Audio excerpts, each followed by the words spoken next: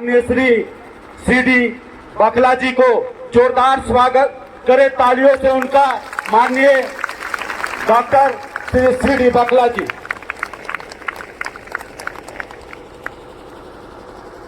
आज के इस सुंदर अवसर पर जबकि मणिपुर जल रहा है, समान नागरिक कानून और मणिपुर के खिलाफ में हम एक प्रोटेस्ट लेके यहाँ उपस्थित हैं।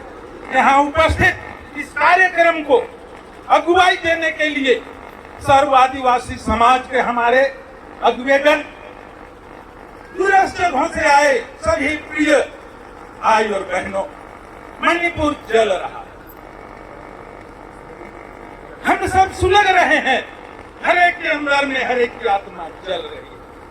अब तक जिसका खून न खौला हो, अब तक जिसका खून न खौला हो, वो खून नहीं पानी है।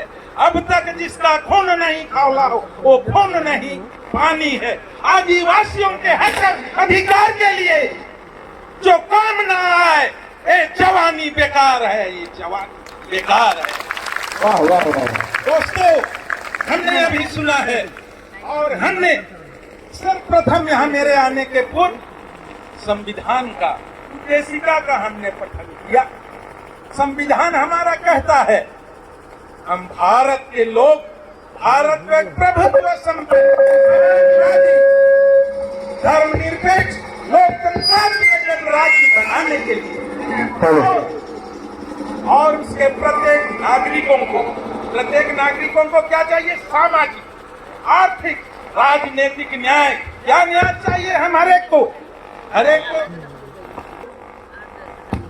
आर्थिक, सामाजिक, राजनीतिक न्याय, विचार, अभिव्यक्ति, धर्म, विश्वास और उपासना की स्वतंत्रता हमारे इसमें दिया गया है। हर एक को सामाजिक, आर्थिक, राजनीतिक न्याय, हर एक को विचार, अभिव्यक्ति, धर्म और अभिव्यक्ति की और धर्म उपासना की स्वतंत्रता और समान, प्रत्येक को समान अधिकार के लिए पद और प्रतिष्ठा के समान अधिकार और आम लोगों में व्यक्तिगत गरिमा, व्यक्ति की गरिमा, रात की एकता और अखंडता बनाए रखने के लिए प्रभुत्व की, बंधुत्व की भावना पैदा करने के लिए आज हम इस संविधान सभा में बैठे हैं। ये उन्होंने इकरार किया था।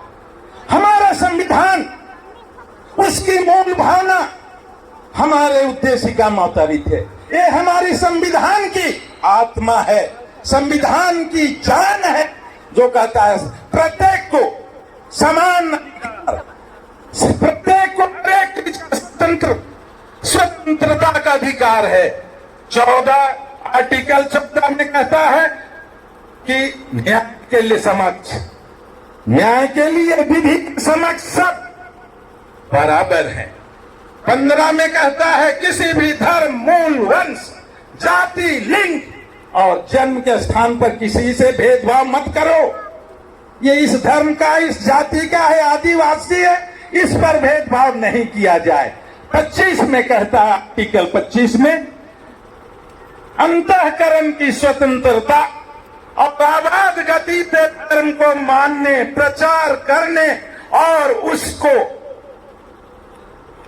प्रचार करने के लिए आबाद गति से मानने की स्वतंत्रता है। दोस्तों, आज हम सब आदिवासी हैं, मूल निवासी हैं।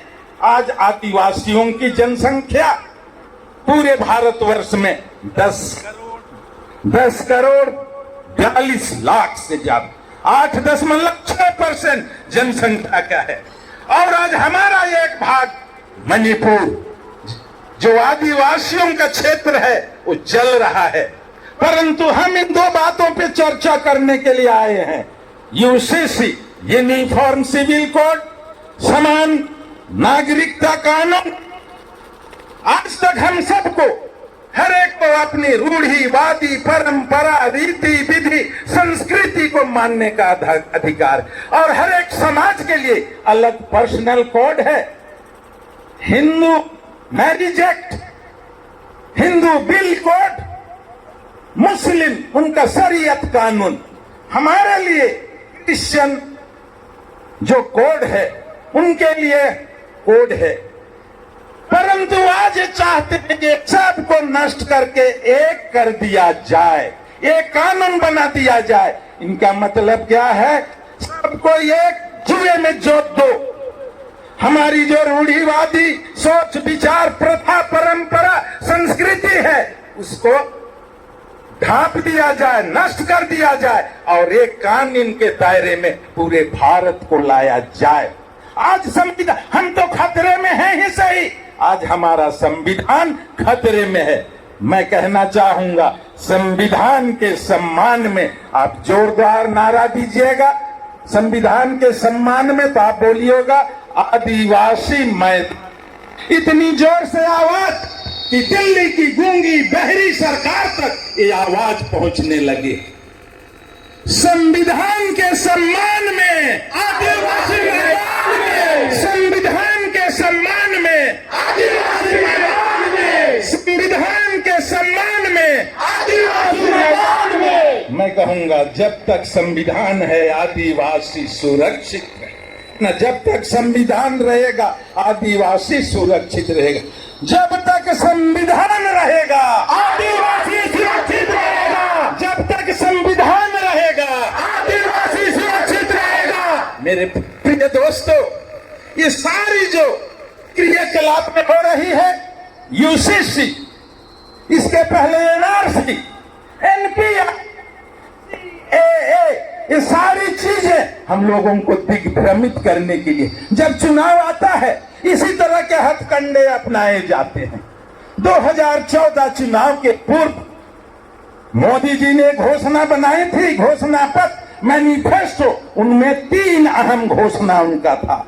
पहला, कश्मीर को जो विशेष राज्य का दर्जा मिला है 370 हटाएंगे। दूसरा, बाबरी मस्जिद पे हम भव्य राम मंदिर बनाएंगे। तीसरा, यूसीसी कानून लागू करके सबको एक कानून के दायरे में जोत देंगे। पहला और दूसरा फल हो गया। पहला क्या था? 370 हटा के कश्मीर को 370 हटा दिया। दूसरा, भव्य मंदिर बनने जा, जनवरी में उसका लोकार्पण होने वाला है। अब तीसरा रह गया यूनिफॉर्म सिविल कोड। इसके लिए विधि आयोग गठन किया गया है और विधि आयोग ने 2016 में लोगों को हर एक मजहब के बड़े बड़े अगुओं से राय मांगी, क्योंकि विधि आयोग ने कहा ये विभिन्न जाति समुदाय और धर्म से जुड़े हुए आस्था का प्रश्न है, इसलिए इसको लागू करना संभव नहीं है। हम विभिन्न जाति समाज धर्मों को सम्मान करना है। ऐसा करके 2018 में 21वें विधि आयोग ने इस यूसीसी की मांग को खारिज कर दिया था। क्या कहा? हमको लागू करना संभव, इसी तरह से आग लगेंगे पूरे देशों में। और 2018 में यूसीसी खारिज कर दिया। अब 2024 फिर चुनाव आने वाला है, तो फिर राग अलाप रहे यूसीसी सिर्फ हम आदिवासियों के लिए ही नहीं, उनके लिए, हर एक मजहब के लिए, हर एक कौम के लिए एक खतरा है। हिंदू लोगों में भी उत्तर में हम जानते हैं 7 फेरे लगाकर शादी की जाती है। दक्षिण में मंदिर में जाके सिर्फ माल्यार्पण, माला पिंधाई देले और शादी हुई गेल। और एक कानून बनावा बोले तो जन्मो झलकी नेक हुई। दक्षिण में मामा भांजी विवाह का प्रचलन है, वो बंद हो जाएगा। जैसे हमारे पास मोहम्मदन लोगों में जो शरिया कानून है, शरिया कानून के तहत जो बहुपत्नी प्रथा है वो बंद कर दिया जाएगा, 3 तलाक बंद कर दिया जाएगा। इस तरह से सबको एक लाइन में हमारी जो भी आदिवासियत परंपरा है, जैसे हमने सुना यहाँ पर, जो भी भूमि एक्ट के तहत, जो भी हमारा छोटा नागपुर खातियान के तहत, वो सारे कानून खत्म कर दिए जाएंगे और हम सब के लिए क्या होगा? ऐसा होगा तो इस संविधान को खत्म करने जा रहे हैं। संविधान में पूरा हक और अधिकार दिया गया है। हम आदिवासियों के लिए संविधान आर्टिकल 244 के तहत यह प्रावधान है, अनुसूची 5 और 6 के तहत आदिवासी क्षेत्र और अनुसूचित क्षेत्र में उनके लिए विशेष प्रशासन और नियंत्रण का प्रावधान है। और अनुसूचित 5 हमारे पूरे देश के 10 राज्यों में अनुसूचित क्षेत्र लागू है। हमारा जसपुर, हमारा छत्तीसगढ़, मध्य प्रदेश, ये सब अनुसूचित राज्य है। और जब ये कानून बन जाएगा तो अनुसूची हट जाएगा। अनुसूची हटने से क्या हो जाएगा? हम सब डिशेड्यूल हो जाएंगे, अनुसूची से बाहर हो जाएंगे। और जो सुख और सुविधा, जो हमको पेशा कानून का अधिकार, वन अधिकार कानून, ग्राम में ग्राम सभा का अधिकार, इस सारे कानून विलुप्त कर दिए जाएंगे। और हमारे लिए जो आदिवासियों के अत्याचार के लिए जो एट्रोसिटी एक्ट है, वो एट्रोसिटी एक्ट सब समाप्त हो जाएगा। हमको जो बच्चों के लिए हक और अधिकार के लिए पढ़ने के लिए जो रिजर्वेशन है एसटी एससी के लिए, वो समाप्त हो जाएगा।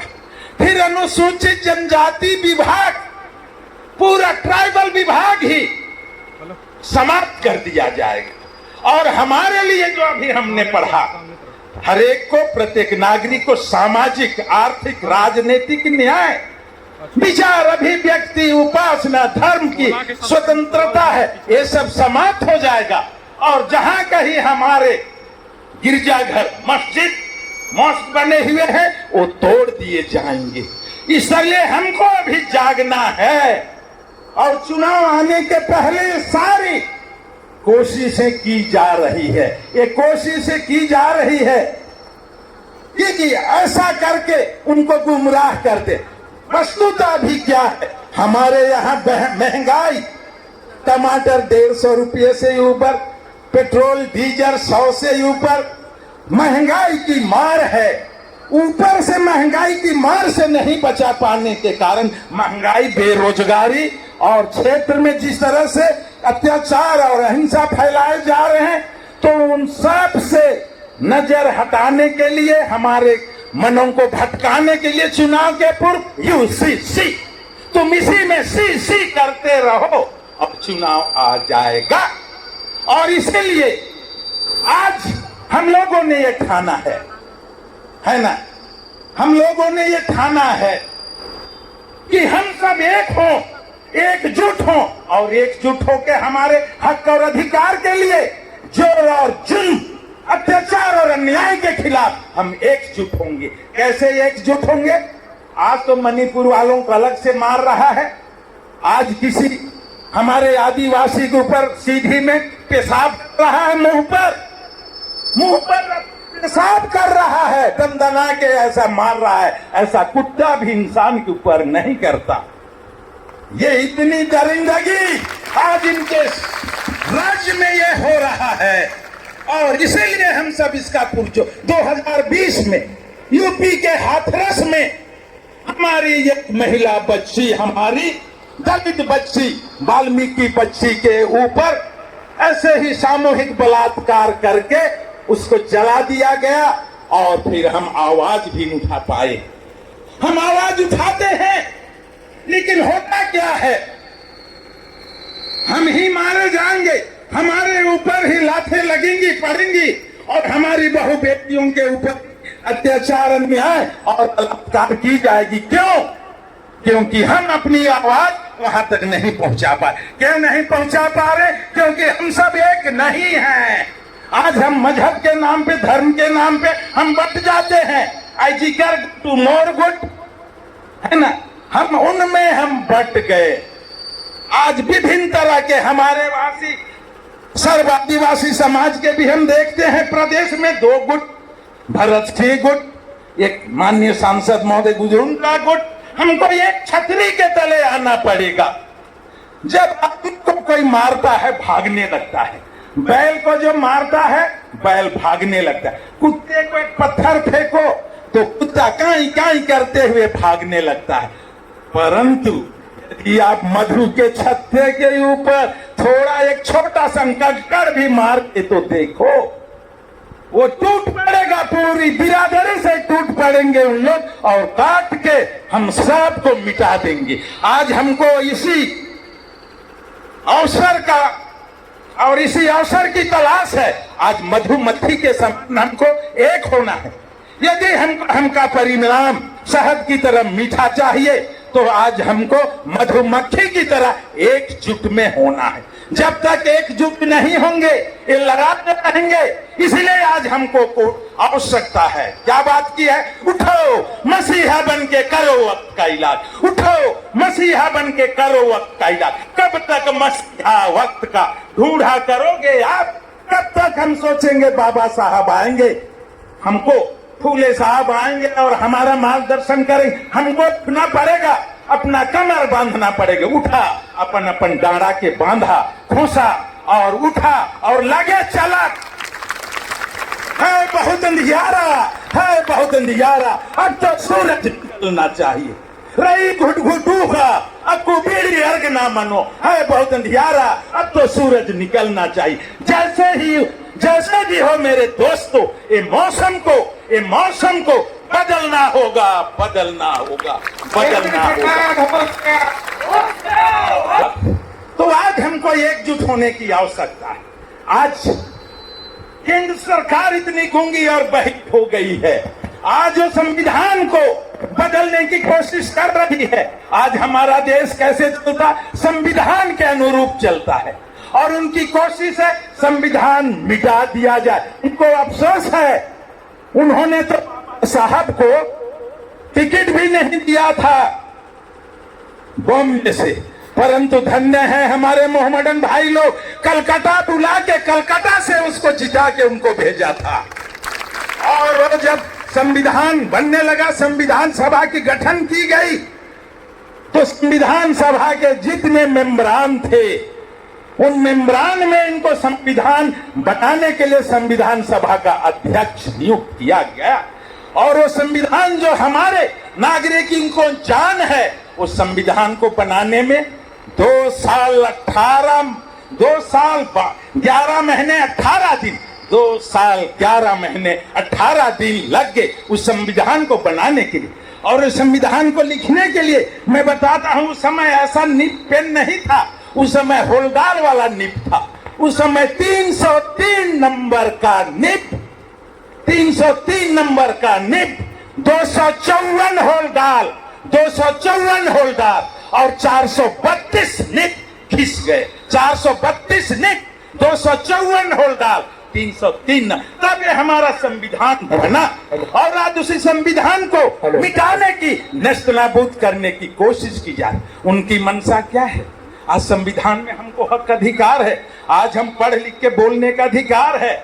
हमारा अनुच्छेद 19 के तहत हमको अपने बातों को रखने का, स्वतंत्रता पूर्वक अपनी बातों को रखने का अधिकार है हमारा अनुच्छेद 19 के तहत। उसी को बंद करने जा रहे हैं, सब कुछ संविधान को नष्ट करने जा रहे हैं।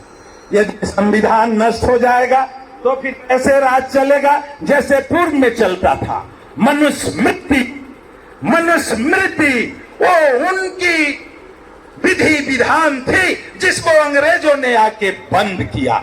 उसके अनुसार क्या था? मनुस्मृति के अधिकार तक हम छोटे लोगों को पढ़ने का अधिकार नहीं था, बैठने का अधिकार नहीं था, खड़े रहने का, तुम खड़े रहो, बेगारी बैठ करो। परंतु अंग्रेजों ने आकर 1773 में उन्होंने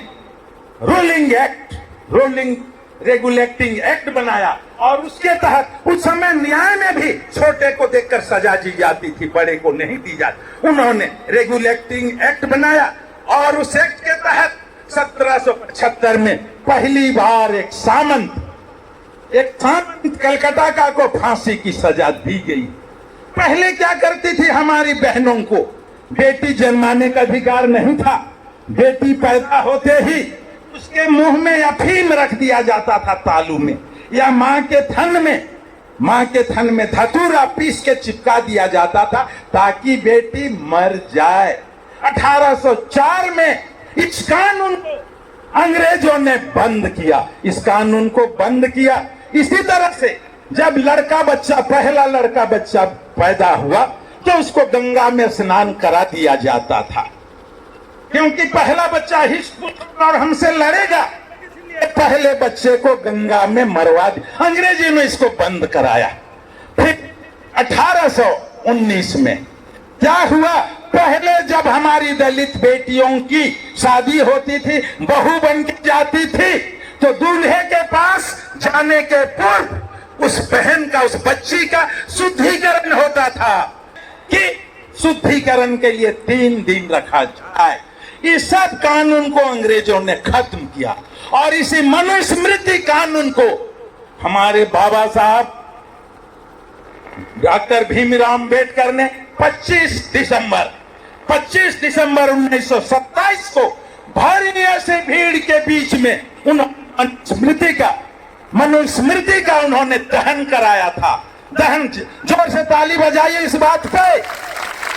मनुस्मृति का दहन 25 दिसंबर 1927 को बाबा साहब के द्वारा किया था और इन्हीं बाबा साहब ने अभी 21 जुलाई पार हुआ है, आज 25 जुलाई है।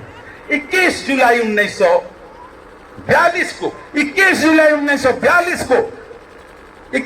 1942 को बाबा साहब ने ऐसे भीड़ में एक नारा दिया था। क्या दिया था? शिक्षित बनो।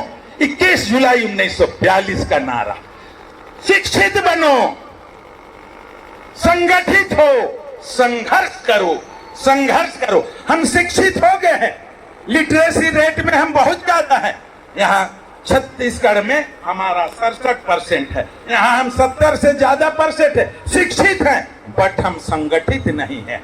जिस तरह से कुत्ते को एक रोटी का टुकड़ा दिया जाता, तू उसके पूछे लड़क चला जाता है, उसी तरह से हमको भरमा के, ठग के, लोभ लुभावनी बातों से अलग अलग, एक उधर ले गया, एक इधर ले गया, उधर गया, इधर गया, हम अलग अलग हो गए।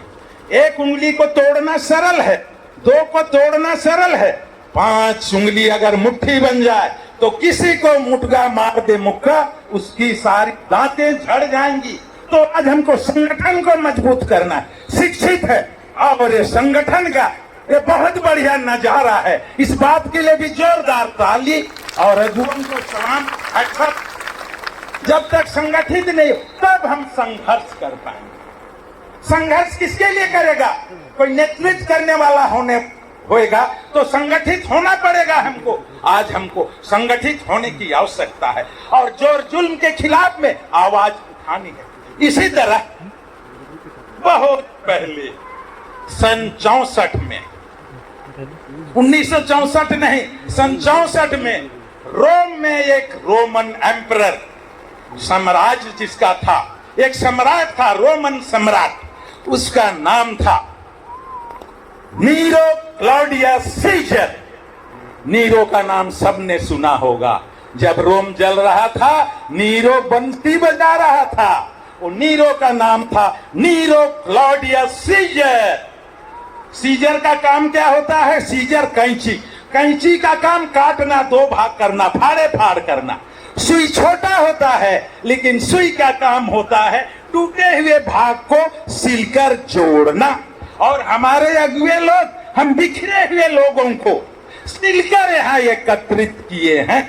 तो नीरो नाम जैसा सीजर था, नीरो क्लॉडियस सीजर, उसका आतंक बहुत ज्यादा था, लोग परेशान थे। और बताऊं, वो मात्र 16 साल की उम्र में वो सम्राट बना था। उसका जन्म हुआ था 15 दिसंबर 1937 को और मर गया 9 जून 1968 को। मात्र 30-31 साल की उम्र में मर गया। कैसा मरा? 16 साल की उम्र में तो सम्राट बन गया, लेकिन उसकी ज्यादतियां ऐसी हुई। जैसे हम अन्याय और अत्याचार के लिए हम जमा हुए हैं, आवाज पहुंचा रहा है, वो गूंगा और बहरा अपनी राज को, सल्तनत को बढ़ाने के लिए वो इतना अत्याचार करता था। उसकी सल्तनत पूर्व में स्पेन तक, पूर्व में स्पेन मैड्रिड तक, उत्तर में ग्रेट ब्रिटेन तक और सॉरी पश्चिम में हमारा वहां तक स्पेन तक, उत्तर में ग्रेट ब्रिटेन तक और पूर्व में सीरिया तक उसका साम्राज्य था। फिर की उसकी भूख नहीं मिटी। वो चाहता था मैं राज पे नहीं, देश पर नहीं, पूरे ग्लोबल रीजन में, पूरे विश्व में राज कर लूं। और उसका आतंक मचता ही गया। और सन 64 में जब राज करते उसका वो 54 में राज करने लगा 16 साल की उम्र में। और सन 64 में रोम जलने लगा तो आदमी दौड़ धूप कर रहा है इधर उधर, देखो देखा रे का होलक, बुलावा रे, मीटिंग लेवा रे, उनके अधिकारियों को, सचिवों को, मुख्यमंत्रियों को राज से वो पूछेगा कि कैसे जल रहा है रोम, बताओ। उस समय वो बंसी बजा रहा था। इसीलिए बोलते जब रोम जल रहा था तो बंसी बजा रहा था। कब बजा रहा था? सन 64 में जब रोम जल रहा था। और जब रोम जल गया, उसका महल भी जल गया, तो लोगों में आक्रोश इस अत्याचार के खिलाफ फैला। और वहां की सीनेट ने, वहां की संसद ने उसको सूली पर टांग कर मृत्युदंड देने का आदेश दिया था, वहां की सीनेट ने। और तब उसके घर के जो नौकर चाकर थे वो भी भाग गए। अब अकेला हो गया तो यो भी बंगला छोड़कर भागा। और 9 जून 68 में वो फांसी लगा लिया, आत्महत्या कर लिया। वो 31 साल की उम्र में वो आत्महत्या कर लिया। आज हमारे महाराज, आज हमारे देश के प्रधानमंत्री नीरो से कम नहीं है। वो तो रोम में ही बैठ के बंसी बजा रहा था जब मणिपुर जल रहा है। आज मणिपुर का जलते हुए आज 84वां दिन है, 84 डेज। आज मणिपुर जल रहा है, मणिपुर जल रहा है, तो मणिपुर जल रहा है। और हमारा नीरो आदरणीय प्रधानमंत्री जी अमेरिका जा रहे हैं, वहां पर बांसुरी बजा के आ रहे हैं। और वहां से आ रहे हैं हमारे यहाँ, जहां जहां चुनाव है। वो आए 26 अप्रैल 2023 भोपाल में। और उन्होंने अप्रैल में कहा कि मैं इस चुनाव के पूर्व अभी हम चाहते हैं कि यूसीसी लागू किया जाए। इसकी आवश्यकता क्यों पड़ी? वो कहने लगे एक घर में एक कानून से क्या सबका राय चलेगा? सब बच्चे चलेंगे? जितने लोग हैं, जितना परिवार, एक घर में कितने बेटे, उतना कानून होना। और यूसीसी का उन्होंने ये आवाज उठाई।